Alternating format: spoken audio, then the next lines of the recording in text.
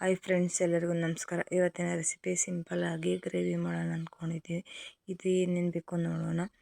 ಸಾಂಬಾರು ಬೀಜ ತೊಗೊಂಡಿದ್ದೀನಿ, ಒಣಮೆಣ್ಸಿನ್ಕಾಯಿ, ಬೇಳೆ ಸಾಂಬಾರು ಪೌಡ್ರು, ಅರಿಶಿನ ಪುಡಿ, ಬೆಳ್ಳುಳ್ಳಿ, ಮೆಣಸು, ಹುಣಸೆಹಣ್ಣು, ಒಂದು ನಿಂಬೆಹಣ್ಣು ಗಾತ್ರದ ಹುಣಸೆಹಣ್ಣು ನೀರಲ್ಲಿ ಹಾಕಿ ನೆನೆಕೊಂಡಿದ್ದೀನಿ, ಮೆಂತ್ಯ, ಜೀರಿಗೆ, ಸಾಸಿವೆ ಒಗ್ಗರಣೆಗೆ, ಕರಿಬೇವು, ಒಣಮೆಣ್ಸಿನ್ಕಾಯಿ, ಮಾಡಲು ಎಣ್ಣೆ, ರುಚಿಗೆ ತಕ್ಕಷ್ಟು ಉಪ್ಪು.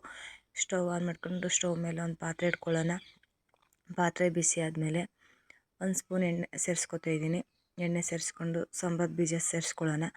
ಸಾಂಬಾರು ಬೀಜ ಸೇರಿಸ್ಕೊಂಡು ಸ್ವಲ್ಪ ಫ್ರೈ ಮಾಡ್ಕೊಳ್ಳೋಣ. ಅದಕ್ಕೆ ಒಣಮೆಣ್ಸಿನ್ಕಾಯಿ, ಬೆಳ್ಳುಳ್ಳಿನೂ ಸೇರಿಸ್ಕೊಂಡು ಫ್ರೈ ಮಾಡ್ಕೊಳ್ಳೋಣ. ಬೆಳ್ಳುಳ್ಳಿ, ಮೆಣಸು ಸೇರಿಸ್ಕೊಂಡು ಫ್ರೈ ಮಾಡ್ಕೊಳ್ಳೋಣ. ಈ ಥರ ಚೆನ್ನಾಗಿ ಫ್ರೈ ಆಗಬೇಕು. ಅಲ್ಲಿವರೆಗೂ ಚೆನ್ನಾಗಿ ಫ್ರೈ ಮಾಡ್ಕೊಳ್ಳೋಣ. ತುಂಬ ಚೆನ್ನಾಗಿರುತ್ತೆ ಗ್ರೇವಿ. ನೀವು ಒಮ್ಮೆ ಟ್ರೈ ಮಾಡಿ. ಬಾಣ್ತಿರಿಗೆ ಬಸ್ರಿಗೆಲ್ಲ ಕೊಡ್ಬೋದು. ಇದು ಚಳಿಗಾಲದಲ್ಲಂತೂ ಖಾರವಾಗಿ ಹುಳಿಯಾಗಿ ಚೆನ್ನಾಗಿರುತ್ತೆ. ಇದು ತಣ್ಣಗಾಗಿದೆ. ಈ ಒಂದು ಮಿಕ್ಸಿ ಜಾರಿಗೆ ಸೇರಿಸ್ಕೊತಾ ಇದ್ದೀನಿ. ಮಿಕ್ಸಿ ಜಾರಿಗೆ ಸೇರಿಸ್ಕೊಂಡು ಒಂದು ಸ್ವಲ್ಪ ತರಿಯಾಗಿ ರುಬ್ಕೊಳ್ಳೋಣ.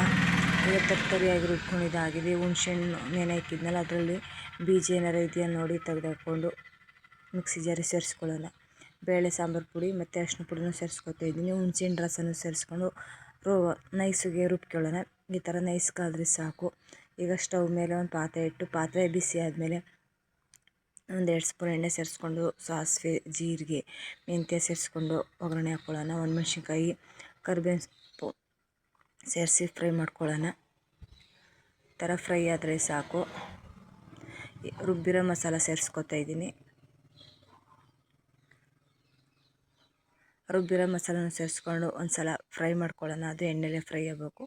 ಅಲ್ಲಿವರೆಗೂ ಚೆನ್ನಾಗಿ ಫ್ರೈ ಮಾಡ್ಕೊಳ್ಳೋಣ. ಈ ಥರ ಫ್ರೈ ಮಾಡೋದ್ರಿಂದ ತುಂಬ ರುಚಿ ಚೆನ್ನಾಗಿರುತ್ತೆ, ತುಂಬ ಟೇಸ್ಟಾಗಿರುತ್ತೆ.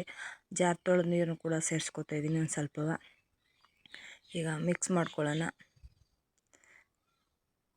ರುಚಿಗೆ ತಕ್ಕಷ್ಟು ಉಪ್ಪು ಸೇರಿಸ್ಕೊಳ್ಳೋಣ. ಜಾಸ್ತಿ ಅಂತ ತೆಳ್ಳಗೆ ಮಾಡ್ಕೊಳ್ಳೋದು ಬೇಡ, ಒಂದು ಸ್ವಲ್ಪ ಗ್ರೇವಿ ಥರ ಇರಬೇಕು, ಅಷ್ಟು ಮಾಡಿಕೊಂಡ್ರೆ ಸಾಕು. ಮುಚ್ಚಳ ಮುಚ್ಚಿ ಒಂದು ಕುದಿ ಬರಲಿ. ಈ ಥರ ಒಂದು ಕುದೀತಿದೆ. ಒಂದು ಸಲ ಮಿಕ್ಸ್ ಮಾಡಿಕೊಂಡ್ರೆ ತುಂಬ ಚೆನ್ನಾಗಿರುತ್ತೆ. ಇದು ನೋಡಿ, ಗ್ರೇವಿ ರೆಡಿ ಆಯಿತು. ಸಿಂಪಲಾಗಿ ಗ್ರೇವಿ ರೆಡಿಯಾಗಿದೆ. ಒಂದು ಬೌಲಿಗೆ ಸರ್ವ್ ಮಾಡ್ಕೊತಿದ್ದೀನಿ. ವಿಡಿಯೋ ನೋಡಿದ ಮೇಲೆ ಒಂದು ಸಲ ಟ್ರೈ ಮಾಡಿ. ಈ ವಿಡಿಯೋ ಇಷ್ಟ ಆಗಿದ್ದರೆ ಲೈಕ್ ಮಾಡಿ, ಸಬ್ಸ್ಕ್ರೈಬ್ ಮಾಡಿ, ಶೇರ್ ಮಾಡಿ, ಸಪೋರ್ಟ್ ಮಾಡಿ. ಮತ್ತೊಂದು ವಿಡಿಯೋ ಜೊತೆ ಸಿಗೋಣ. ಬಾಯ್ ಬಾಯ್, ಟೇಕ್ ಕೇರ್.